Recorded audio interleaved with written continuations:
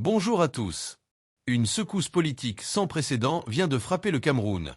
Paul Biya, l'homme fort qui dirige d'une main de fer ce pays depuis plus de 4 décennies, vient de recevoir une nouvelle qui a fait trembler jusqu'aux fondations de son régime. Le Conseil constitutionnel, cette institution qu'il croyait entièrement sous son contrôle, vient de prendre une décision qui pourrait annoncer la fin d'une ère. Dans cette vidéo exclusive, nous allons décortiquer ce qui se passe réellement dans les coulisses du pouvoir camerounais et pourquoi ce moment pourrait être historique. Si vous voulez comprendre les dessous de ce qui pourrait être le plus grand bouleversement politique en Afrique centrale cette année, restez avec nous jusqu'à la fin.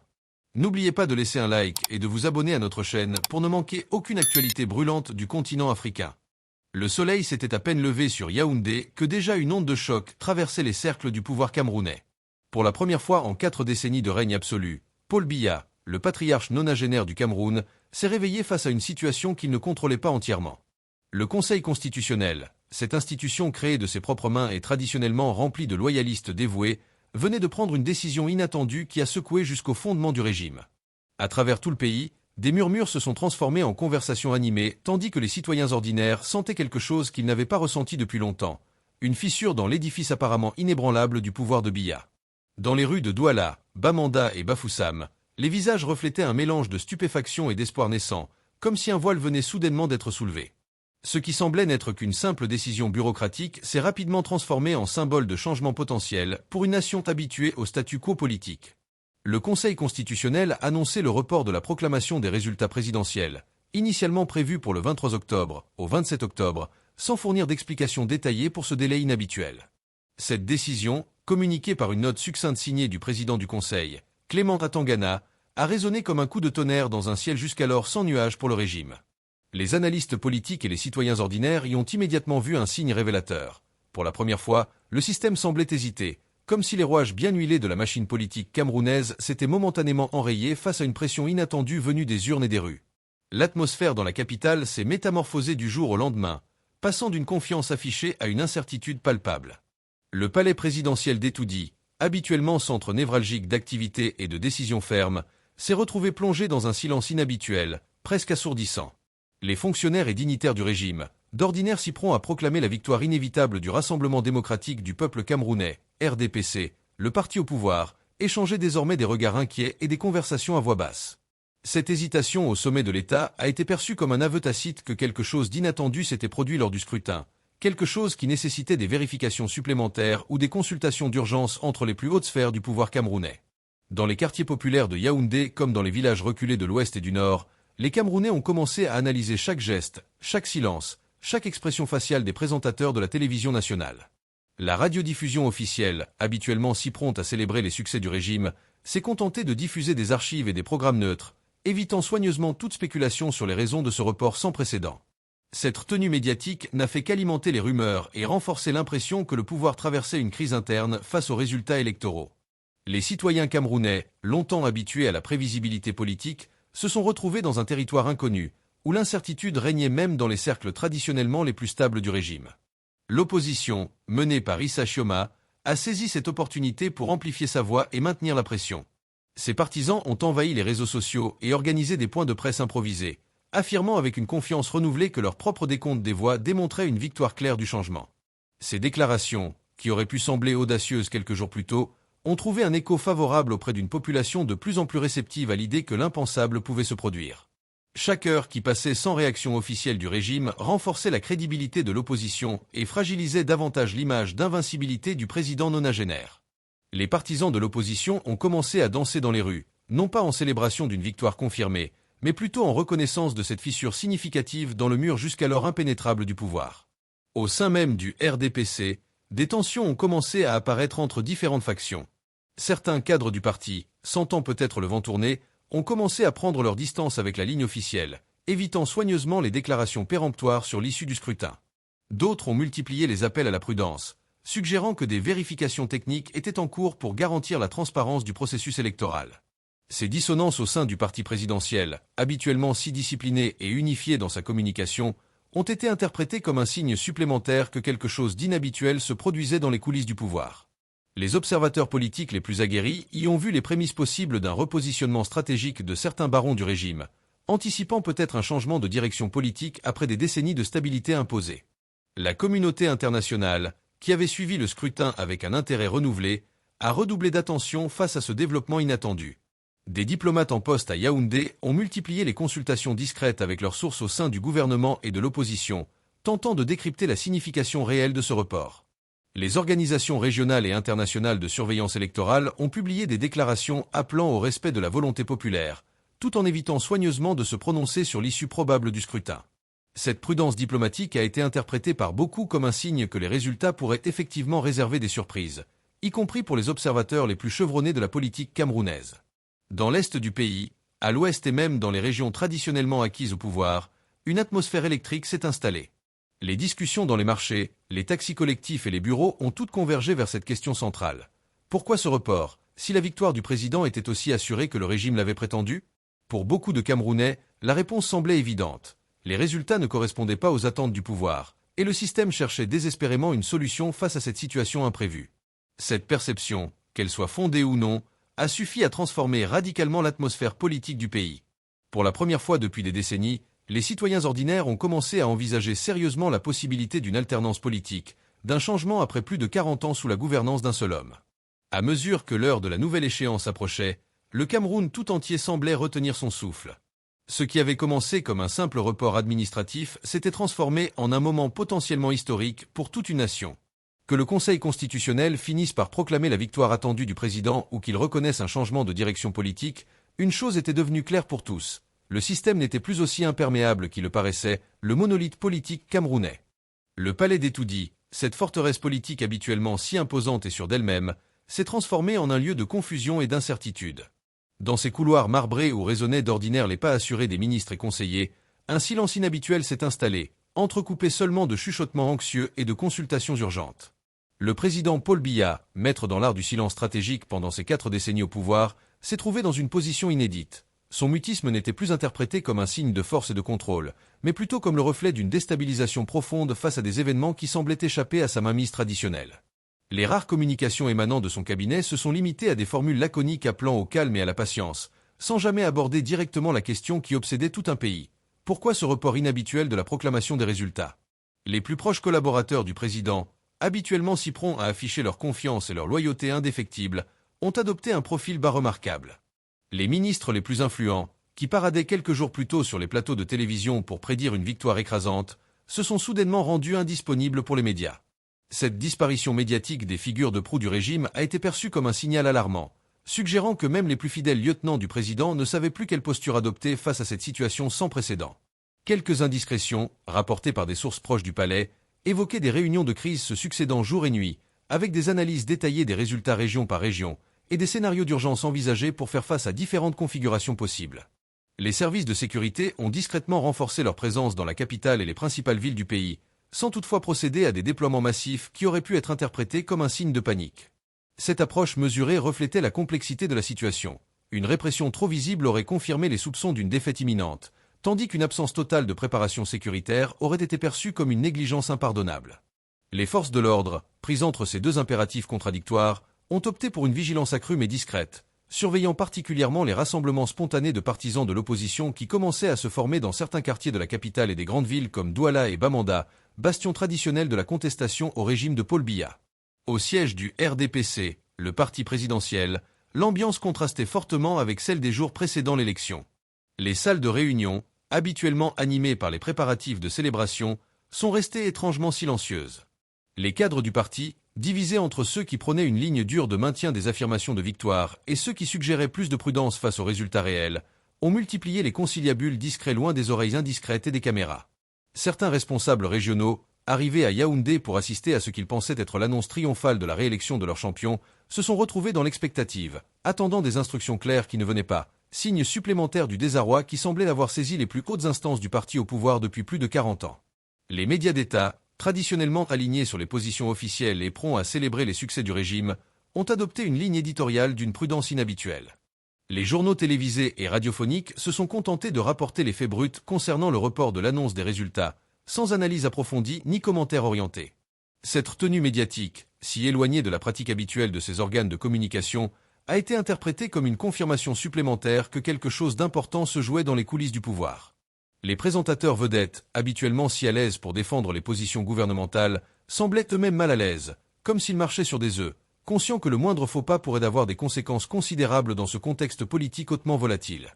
Dans les ambassades étrangères de Yaoundé, l'activité diplomatique s'est intensifiée considérablement. Des réunions d'urgence ont été convoquées pour analyser la situation et préparer différents scénarios, allant de la confirmation du statu quo politique à une transition potentiellement tumultueuse. Les chancelleries occidentales, particulièrement attentives à l'évolution de la situation dans ce pays stratégique d'Afrique centrale, ont multiplié les contacts avec leurs sources au sein du gouvernement et de l'opposition.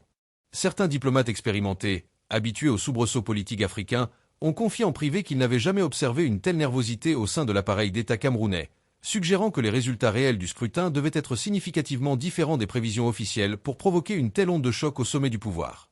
Les organisations de la société civile camerounaise, longtemps marginalisées et réprimées, ont trouvé dans cette période d'incertitude une opportunité inespérée pour faire entendre leur voix.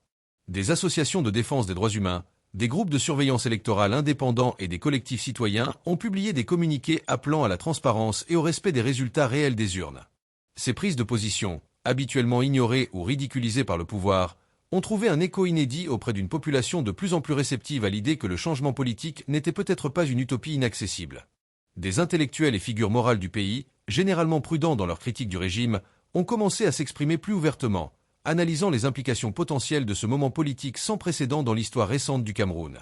Dans les quartiers populaires de Yaoundé comme dans les zones plus aisées, les conversations des Camerounais ordinaires reflétaient une prise de conscience collective. Le système n'était pas aussi monolithique qu'il le prétendait. Des témoignages recueillis auprès de citoyens de tous horizons révélaient une même observation. Quelque chose a changé, on le sent dans l'air.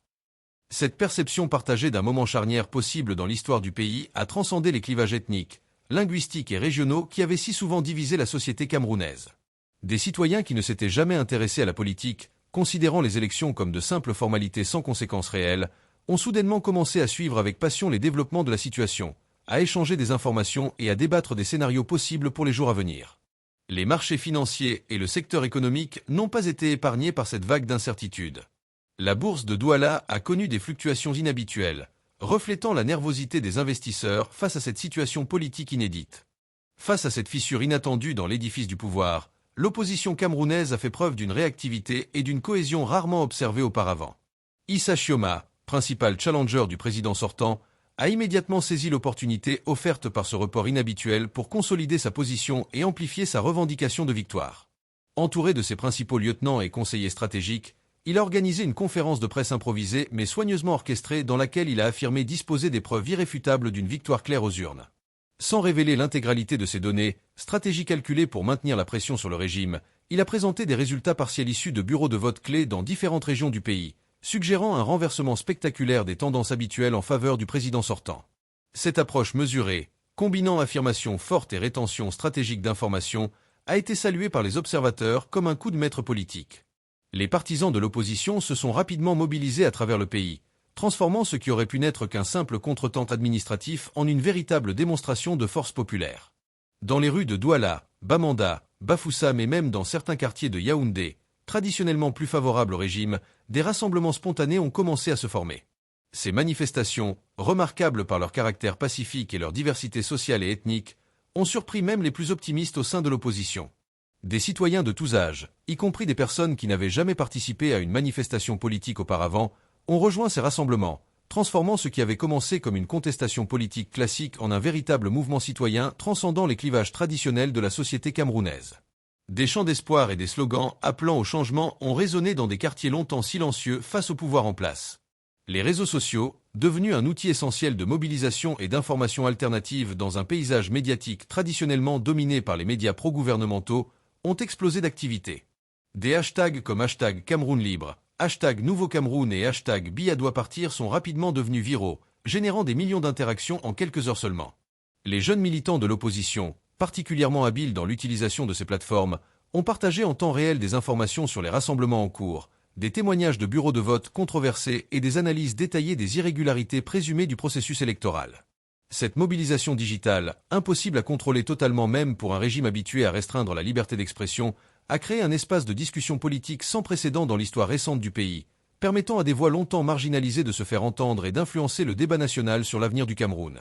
Les organisations de la société civile, traditionnellement fragmentées et souvent intimidées par le pouvoir, ont trouvé dans cette période d'incertitude une opportunité de coordination et d'action commune. Des groupes de défense des droits humains, des associations religieuses, des syndicats et des collectifs citoyens ont publié une déclaration conjointe appelant au respect du vote populaire et à une transition pacifique si les résultats confirmaient une alternance politique. Cette union sans précédent d'acteurs non partisans a considérablement renforcé la légitimité des revendications de l'opposition, les plaçant dans le cadre plus large d'une aspiration nationale à la démocratie et à la transparence, plutôt que d'une simple lutte partisane pour le pouvoir. Des figures morales respectées, comme des leaders religieux et des intellectuels indépendants, ont ajouté leur voix à cet appel, augmentant encore la pression sur le Conseil constitutionnel pour qu'il agisse en accord avec son mandat institutionnel plutôt qu'en fonction des attentes du pouvoir en place. L'opposition a également intensifié ses efforts diplomatiques, consciente de l'importance cruciale du soutien international dans cette période décisive. Des émissaires d'Issa Chioma ont rencontré discrètement des représentants de chancelleries étrangères influentes à Yaoundé, présentant des preuves documentées d'irrégularité électorale et plaidant pour une position ferme de la communauté internationale en faveur du respect des résultats réels. Ces démarches diplomatiques, menées avec une discrétion et un professionnalisme remarqués, ont contribué à créer un environnement international plus attentif et potentiellement plus critique face à toute tentative de manipulation des résultats. Plusieurs organisations internationales de défense des droits humains et de promotion de la démocratie ont publié des déclarations appelant à la transparence et au respect du vote populaire, ajoutant une couche supplémentaire de pression sur un régime déjà déstabilisé par les développements internes. Sur le plan juridique, l'opposition a déployé une stratégie sophistiquée pour maximiser l'impact de ce report inattendu. Des avocats constitutionnalistes renommés, soutenant la cause du changement politique, ont publié des analyses détaillées des implications légales de la situation actuelle. Ils ont notamment souligné que ce report, bien que techniquement permis par la loi, pouvait être interprété comme un signe que le Conseil constitutionnel reconnaissait l'existence de problèmes sérieux dans le processus électoral, nécessitant un examen approfondi avant toute proclamation officielle. Cette interprétation juridique, largement diffusée dans les médias indépendants et sur les réseaux sociaux, a contribué à renforcer la perception populaire selon laquelle le pouvoir était acculé par des résultats défavorables et cherchait désespérément une issue face à une situation imprévue. Des recours additionnels ont également été déposés auprès du Conseil pour exiger la transparence totale du processus de vérification en cours. Dans les régions traditionnellement défavorisées et marginalisées par le pouvoir central, notamment dans les zones anglophones de l'Ouest et dans l'extrême nord, la mobilisation a pris une dimension particulière. Des communautés longtemps exclues des bénéfices du développement et victimes de négligences systématiques ont vu dans ce moment politique une opportunité historique de faire entendre leurs revendications spécifiques. Des leaders communautaires locaux, généralement prudents dans leur prise de position politique par crainte de représailles, ont commencé à s'exprimer plus ouvertement en faveur du changement. Cette mobilisation des périphéries, souvent ignorée par les analyses politiques centrées sur Yaoundé, a ajouté une dimension territoriale à ce qui était déjà devenu un mouvement national multiforme, complexifiant encore la tâche du régime face à cette contestation aux multiples visages et revendications. Les stratèges de l'opposition ont également réussi à mobiliser la diaspora camerounaise, particulièrement nombreuse et influente en Europe, en Amérique du Nord et dans d'autres pays africains. Des rassemblements de soutien ont été organisés devant les ambassades camerounaises dans plusieurs capitales mondiales, attirant l'attention des médias internationaux sur la situation politique dans le pays. Dans les rues animées de Douala comme dans les villages reculés des hauts plateaux de l'Ouest, une atmosphère électrique s'est emparée du peuple camerounais. Des citoyens ordinaires, longtemps résignés à l'idée que rien ne changerait jamais dans leur paysage politique, se sont soudain retrouvés confrontés à la possibilité vertigineuse d'un avenir différent.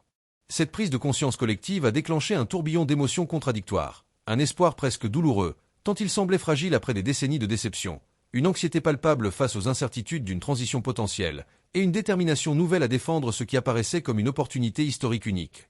Des conversations animées ont éclaté dans les marchés, les taxis collectifs, les bureaux et les foyers, transcendant les barrières sociales, ethniques et linguistiques qui divisent habituellement la société camerounaise. Des personnes qui ne discutaient jamais de politique ont soudain commencé à débattre passionnément des scénarios possibles, à analyser les forces en présence et à imaginer collectivement ce que pourrait être un Cameroun post-Biya. Les générations se sont retrouvées dans une configuration inédite face à cette situation historique. Pour les plus âgés, qui avaient connu l'indépendance et les premières années du Cameroun post-colonial, puis l'installation progressive du système Biya, ce moment d'incertitude a réveillé des souvenirs enfouis de transitions passées et d'espoirs déçus. Beaucoup ont partagé avec leurs enfants et petits-enfants des récits longtemps tus sur les luttes politiques des décennies précédentes, sur les figures de l'opposition disparues ou marginalisées, sur les promesses non tenues d'un développement équitable et d'une démocratie véritable. Pour la jeunesse camerounaise, qui représente plus de 60% de la population et qui n'a jamais connu d'autre président que Paul Biya, cette situation représentait une rupture radicale avec le fatalisme politique qui avait marqué leur existence. Cette génération, souvent décrite comme apolitique et désengagée, a surpris les observateurs par son implication soudaine et passionnée dans le processus politique, utilisant massivement les réseaux sociaux pour s'informer, débattre et se mobiliser en faveur du changement. Dans les régions marquées par des tensions particulières, comme les zones anglophones du nord-ouest et du sud-ouest touchées par un conflit séparatiste depuis plusieurs années, ou l'extrême nord confronté à la menace de Boko Haram, cette crise politique nationale a pris une résonance particulière. Des communautés traumatisées par la violence et marginalisées par le pouvoir central y ont vu une lueur d'espoir pour une résolution potentielle de leurs problèmes spécifiques. Des initiatives de dialogue intercommunautaire, impensables quelques semaines auparavant, ont commencé à émerger, portées par l'idée qu'un changement au sommet de l'État pourrait créer les conditions d'une réconciliation nationale véritable et d'une prise en compte plus équitable des revendications de toutes les régions du pays. Des leaders communautaires locaux, souvent méfiants vis-à-vis de la politique nationale perçue comme déconnectée des réalités du terrain, ont commencé à s'engager activement dans le débat, formulant des propositions concrètes pour l'avenir du pays. La société civile camerounaise, longtemps fragmentée et affaiblie par des décennies de répression et de cooptation sélective, a trouvé dans cette période d'incertitude une occasion inespérée de se réinventer et de s'affirmer comme un acteur incontournable du paysage politique national. Des organisations de défense des droits humains, des associations professionnelles, des syndicats, des groupes religieux et des collectifs citoyens ont mis de côté leurs différences pour former une coalition inédite en faveur d'une transition démocratique pacifique. Des forums citoyens ont été organisés dans plusieurs villes du pays, offrant aux Camerounais ordinaires des espaces de discussion libres sur l'avenir du pays, sur les priorités d'un gouvernement post-Biya et sur les mesures nécessaires pour garantir que tout changement politique se traduise par des améliorations concrètes dans la vie quotidienne des citoyens. Ces initiatives, remarquables par leur caractère inclusif et leur orientation constructive, ont démontré la maturité politique d'une société civile trop souvent sous-estimée par le pouvoir et par les observateurs internationaux. Les médias camerounais se sont retrouvés au cœur d'une transformation profonde durant cette période critique. Longtemps dominés par les organes officiels de propagande et quelques voix indépendantes courageuses mais marginalisées, le paysage médiatique s'est soudainement diversifié et dynamité. Des journalistes travaillant pour des médias traditionnels, habituellement contraints à l'autocensure, ont commencé à pousser les limites de ce qu'il était possible de dire et de montrer, encouragés par un public avide d'informations véridiques sur la situation en cours. Des médias en ligne indépendants, souvent animés par de jeunes professionnels formés aux nouvelles technologies de l'information, ont connu une explosion de leur audience, devenant des sources d'informations cruciales pour des millions de Camerounais. Cette révolution médiatique, accélérée par la crise politique, a permis l'émergence d'un débat public plus ouvert et pluraliste que jamais auparavant, contribuant à l'éducation politique d'une population longtemps maintenue dans l'ignorance des enjeux réels du pouvoir. L'économie camerounaise, déjà fragilisée par des années de mauvaise gouvernance, de corruption endémique et d'investissements insuffisants dans les infrastructures et les services essentiels, a connu des turbulences significatives durant cette période d'incertitude politique. Certains secteurs ont enregistré un ralentissement marqué des activités, les investisseurs préférant adopter une position attentiste face à l'incertitude politique.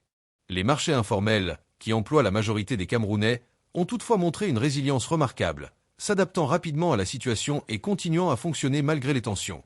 Des entrepreneurs et des analystes économiques indépendants ont commencé à évoquer publiquement la nécessité d'une refonte complète du modèle économique camerounais, trop longtemps marqué par le clientélisme politique et l'extraction des ressources au profit d'une élite restreinte. Des discussions auparavant taboues sur la redistribution des richesses, la transparence dans la gestion des ressources naturelles et la lutte contre la corruption sont soudainement devenues centrales dans le débat public, signe d'une prise de conscience collective que tout changement politique véritable devrait s'accompagner d'une transformation profonde du système économique. Les femmes camerounaises, souvent marginalisées dans la sphère politique malgré leur rôle économique et social central, ont émergé comme des actrices incontournables de ce moment historique. Des associations féminines ont organisé des marches pacifiques dans plusieurs villes du pays, appelant à une représentation équitable des femmes dans tout processus de transition et dans les institutions futures du pays. Des leaders féminines issus de différents secteurs politiques, économiques, académiques, culturels ont pris la parole publiquement pour articuler une vision inclusive de l'avenir du Cameroun, intégrant les préoccupations spécifiques des femmes en matière d'accès à l'éducation, à la santé, à la justice et aux opportunités économiques. Cette mobilisation féminine, remarquable par sa diversité sociale et générationnelle, a ajouté une dimension supplémentaire à ce qui était déjà un mouvement multiforme pour le changement, renforçant sa légitimité et son ancrage dans les réalités quotidiennes des Camerounais ordinaires.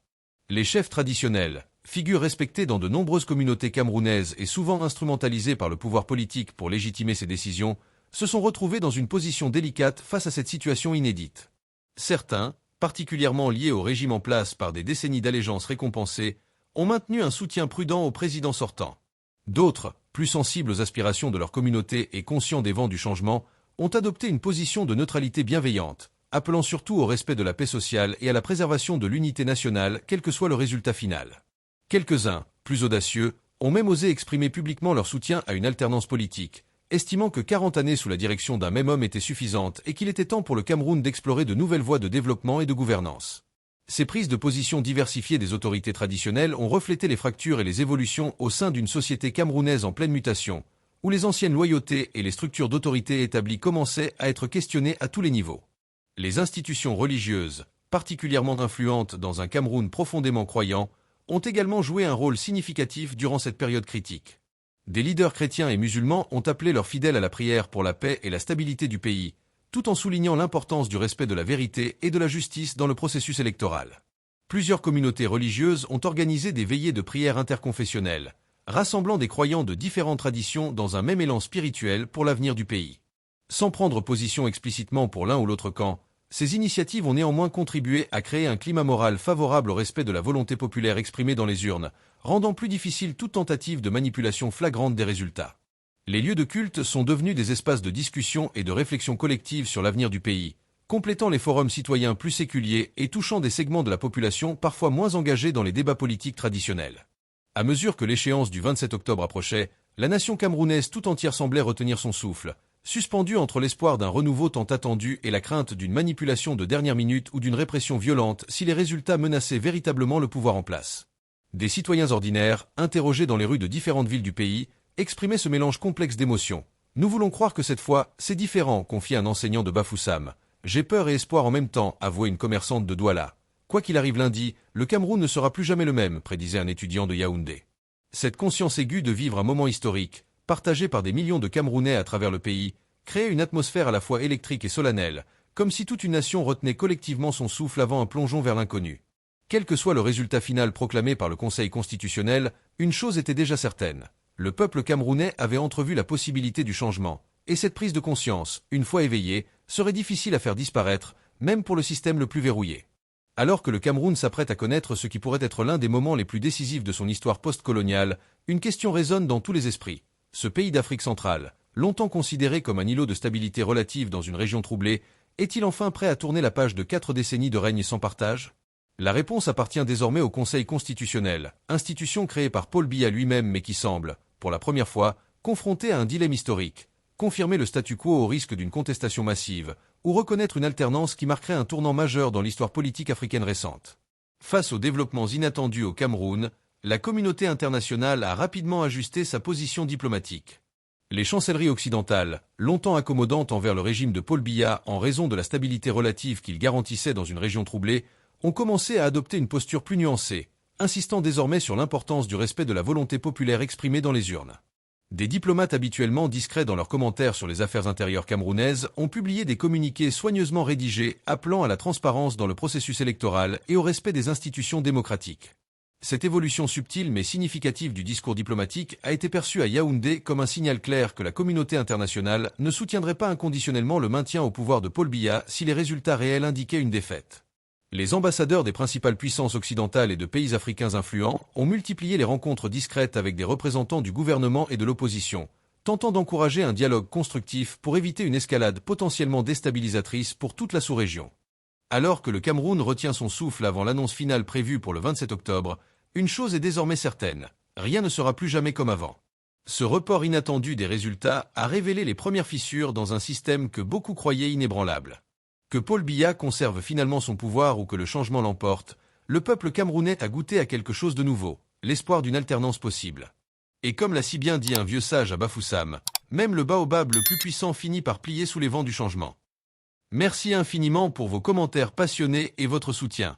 Si cette analyse vous a éclairé, n'hésitez pas à laisser un like et partager cette vidéo pour que d'autres puissent comprendre ce moment crucial de l'histoire camerounaise. À très bientôt pour la suite de ces événements qui pourraient réécrire l'avenir de toute une nation.